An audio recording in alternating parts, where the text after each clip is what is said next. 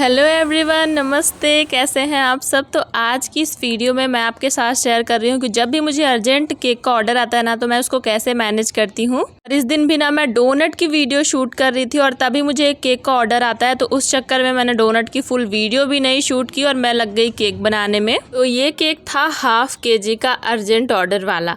तो इसका full measurement मैं बताऊंगी। यहाँ पे मैंने वनीला प्रीमिक्स ले लिया है 163 ग्राम। मैं हमेशा बोलती हूँ कि 150 से 160 ग्राम तक आपको प्रीमिक्स लेना होता है ½ kg के केक के लिए। चलिए अब बनाते हैं इसका बैटर और फटाफट से इसको बेक करते हैं, क्योंकि टाइम बहुत कम है, बस 2 घंटे हैं। उतने में ही इस पूरे केक को बना के तैयार करना है, ठंडा भी करना है। और यहाँ पे मैंने ना डोनट का बस ईस्ट एक्टिवेट करने को रखा था। उसके बाद फिर कुछ काम नहीं हुआ और मैंने फुल वीडियो भी नहीं शूट की उसकी। तो अब मैंने सोचा है फिर किसी दिन मैं फिर से डोनट बनाऊंगी और उसकी फुल वीडियो शेयर करूंगी। तो यहाँ देखो थोड़ा थोड़ा सा पानी ऐड करना है और इसका हमें स्मूथ सा बैटर बना के तैयार करना है। बिल्कुल रिबन लाइक ये फ्लो होके गिरना चाहिए। अभी वीडियो में मैं उसकी कंसिस्टेंसी भी दिखाऊंगी। मैंने फुल वीडियो शूट कर ली थी, किचन में ही मैं काम कर रही थी। तो वैसे तो मैं अपने टेबल के पास काम करती हूँ, बट जब बहुत जल्दी होती है तो मैं सारा कुछ किचन में ही कर लेती हूँ। यहाँ पे मैंने डाल दिया है ऑयल, बिल्कुल अंदाजे से ½ चम्मच के करीब आपको यहाँ पे ऑयल डालना है और रिफाइंड ऑयल का यूज करना है। इस बात का ध्यान रखना, मस्टर्ड ऑयल नहीं, क्योंकि उसमें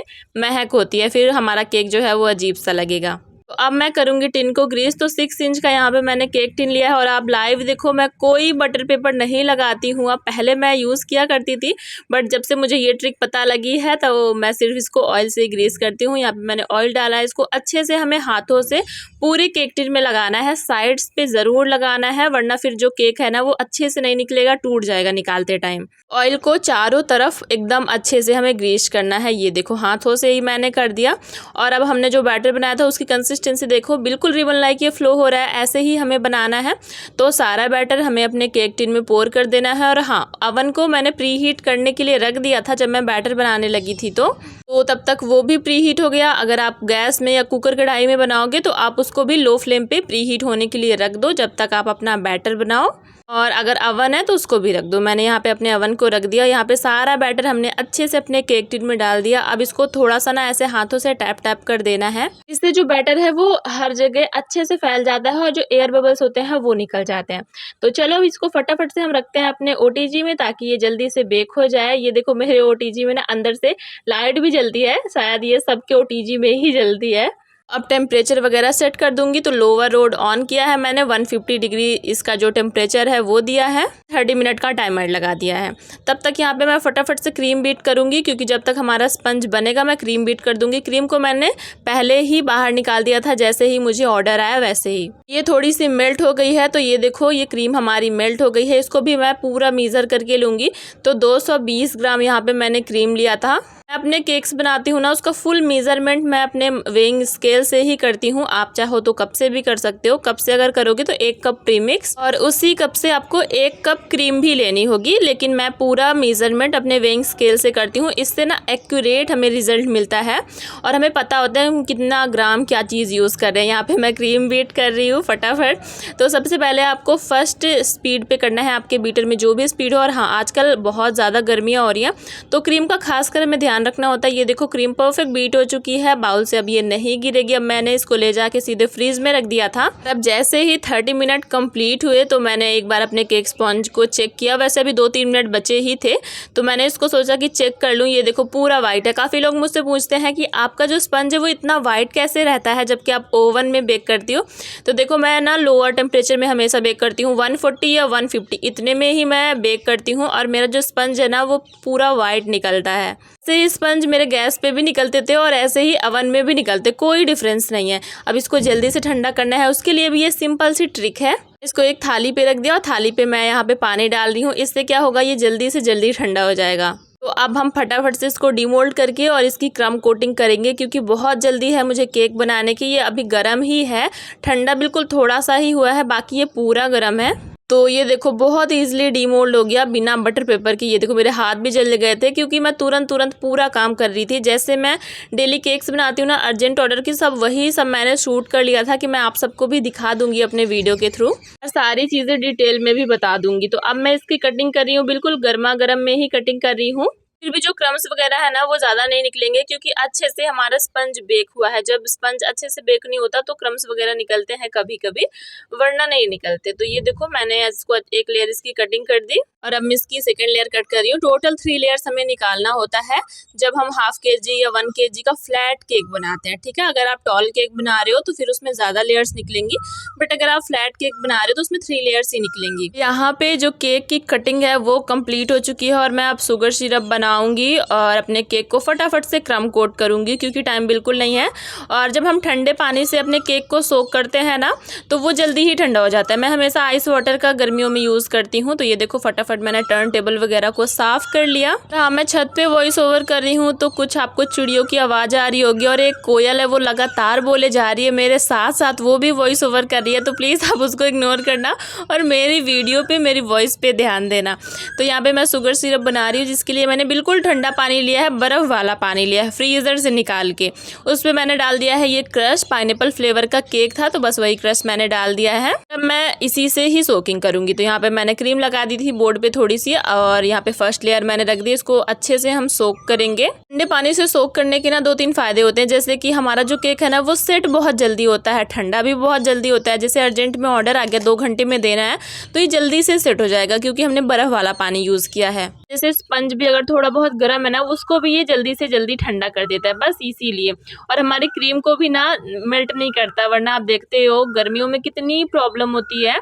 और हाँ, एक चीज़ और, काफ़ी लोग मुझसे पूछते हैं कि हमारी क्रीम बहुत मेल्ट होती है, कि आपकी क्रीम मेल्ट नहीं होती। तो देखो सबकी क्रीम मेल्ट होती है, कोई छोटा बेकर हो या बड़ा बेकर हो, क्रीम सबकी मेल्ट होती है। क्योंकि गर्मियों में अगर आप बिना एसी के काम कर रहे हो तो क्रीम है वो जाहिर सी बात है वो मेल्ट होगी, बस आपको थोड़ा सा ध्यान दे के काम करना होता है।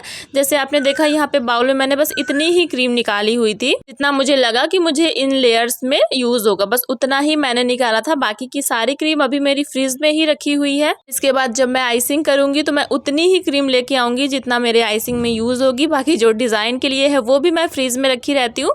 तो मतलब थोड़ा थोड़ा करके मैं लाती हूँ और उसको यूज़ करती हूँ। अगर एक साथ ही निकाल के पूरी क्रीम को हम बाहर रख देंगे, इतनी हीट है कि वो अपने आप ही ना मेल्ट हो जाएगी, फिर उससे आप पाइपिंग का काम नहीं कर पाओगे। इसलिए थोड़ा ध्यान दो और बस यही टिप्स एंड ट्रिक्स को फॉलो करो। बाकी कोई इसमें ऐसा है नहीं कि तीर मारने वाला काम है, बस आपको इन्हीं सब चीज़ों का ध्यान रखना होता है। बाकी ऐसा कुछ नहीं है कि हम कोई अलग ब्रांड की क्रीम यूज़ करते हैं, आप कोई अलग करते हो, बस थोड़ा सा ध्यान रख के हमें काम करना पड़ता है। हाँ, एक वीडियो मैं सोच रही हूँ शेयर कर दूँ कि गर्मियों में क्रीम को बीट कैसे किया जाता है, क्योंकि काफ़ी लोगों की शिकायत होती है कि गर्मी में ना क्रीम ही नहीं बीट हो रही है, स्टिफ पीक्स नहीं आ रहे हैं। तो उसकी मैं सोच रही हूँ कि वीडियो शेयर कर दूँ, लेकिन उससे पहले मैं डोनट की वीडियो शेयर करूँगी, क्योंकि आप सबके बहुत सारे क्वेश्चन नहीं, डिमांड थी कि डोनट की वीडियो चाहिए, और आपसे नहीं काफ़ी दिन से।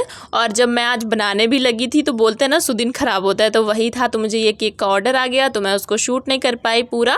फिर भी मैंने जितना उसको शूट किया है उसको मैं शॉर्ट वीडियो में तो ज़रूर डालूंगी, बट इसकी मैं फिर से एक लॉन्ग वीडियो जल्दी से जल्दी बना के आप सबके साथ शेयर करूँगी। मैं कर रही हूँ अपने केक को आइसिंग, तो पूरा मैं वाइट से ही आइसिंग कर रही हूँ, क्योंकि ऐसा नहीं था कि कोई हमें इमेज आई थी कि आप ऐसा कुछ बनाना, ऐसा कुछ नहीं था।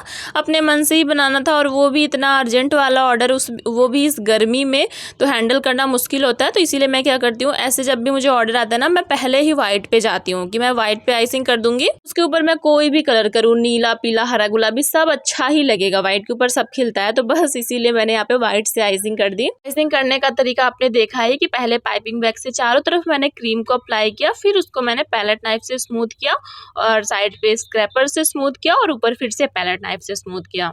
और अब मैंने सोचा कि इसमें थोड़ा सा येलो का मैं इफेक्ट दे दूं, तो यहाँ पे बस एक ड्रॉप मैंने येलो कलर लिया था और उसको ना ऐसे डॉट डॉट डॉट डॉट करते हुए पूरे केक पे, साइड पे और इसके टॉप पे लगा दिया। इससे क्या हुआ कि थोड़ा सा ना येलो का इफेक्ट आएगा, क्योंकि इस केक को मैं थोड़ा ऐसे येलोइश ही बना दूंगी, क्योंकि पूरा वाइट भी नहीं अच्छा लगेगा। तो इसीलिए मैंने ऐसा कुछ किया।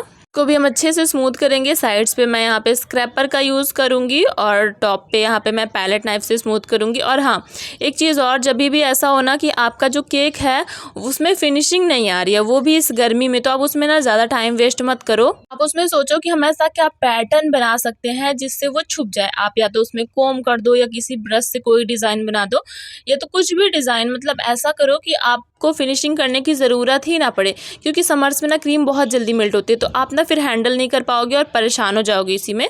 तो बस देखो यहाँ पे मैंने ये ब्रश ले लिया है और इससे मैं ना पैटर्न बना दूँगी केक के टॉप पे भी, साइड्स पे भी।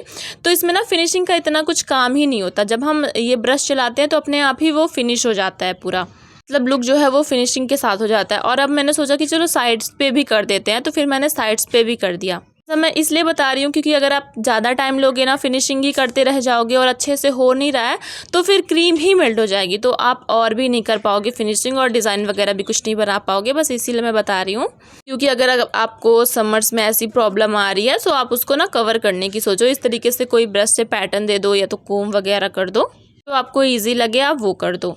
और अब मैंने ली है 1M नोज़ल और इससे मैं बना रही हूँ फ्लावर्स। तो सबसे पहले ये मैंने छोटे से रोजेट बनाए हैं, बहुत बड़े वाले नहीं बनाए हैं, मीडियम के भी नहीं बनाए हैं, छोटे वाले बनाए हैं। तो उसी से ना थोड़ा सा हमें ज़्यादा प्रेस करना है और ये स्टार बनाने हैं।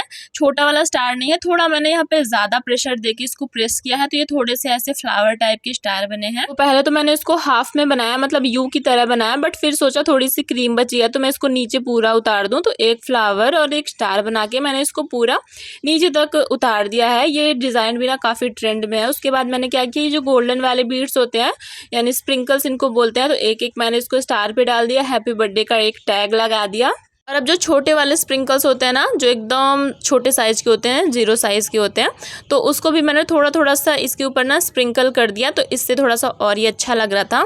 और बस इतनी ही मेरे पास क्रीम थी, बॉर्डर वगैरह मैंने कुछ नहीं बनाया था, ऐसे भी ये अच्छा लग रहा था। इसको मैंने 300 रुपीज़ में सेल किया। आपको बताना है कि ये आपको ये वाला केक जो है वो कैसा लग रहा है, अच्छा लग रहा है या नहीं अच्छा लग रहा होगा, तो रेड हार्ट ज़रूर कमेंट करना। और हाँ, इस केक का फ्लेवर क्या है ये मुझे फटाफट से कमेंट में आप लोग ज़रूर बताना, मैं समझूंगी कि मेरी आपने वीडियो को फुल वॉच किया। तो प्लीज़ इसका फ्लेवर प्लस मुझे रेड हार्ट ज़रूर कमेंट करना।